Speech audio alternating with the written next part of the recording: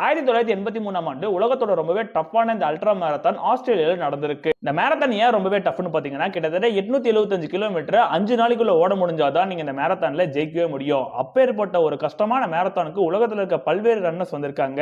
அப்பதான் யாருமே எதிர்பார்க்காத வகையில ஒரு சாதாரண விவசாயியும் அந்த மேரத்தான்ல வந்து பார்ட்டிசிபேட் பண்ணிருக்காரு. அவரோட அந்த சாதாரண தோற்றத்தை பார்த்துட்டு பல ரிப்போர்ட்டர்ஸ் அவர் இன்டர்வியூ எடுக்க போயிருக்காங்க. அப்பதான் தெரிய வந்திருக்கு அவரோட பேரு கிளிஃப் யங். அவர் ஒரு 61 வயசு ஆகிற ஒரு சாதாரண விவசாயின்னு. இவர் கூட ஓடுனவங்க எல்லாருமே எக்ஸ்பீரியன்ஸ் ரன்னர். ஒவ்வொருத்தருக்குமே 30 வயசு கம்மி தான். ரொம்பவே மேரத்தான்ல அதிக எக்ஸ்பீரியன்ஸ் கொண்டவங்க தான். ஒரு நாளைக்கு கிட்டத்தட்ட 18 மணி நேரத்துக்கு மேல ஓடி 6 மணி நேரம் ரெஸ்ட் எடுத்து ஓடி இருக்காங்க.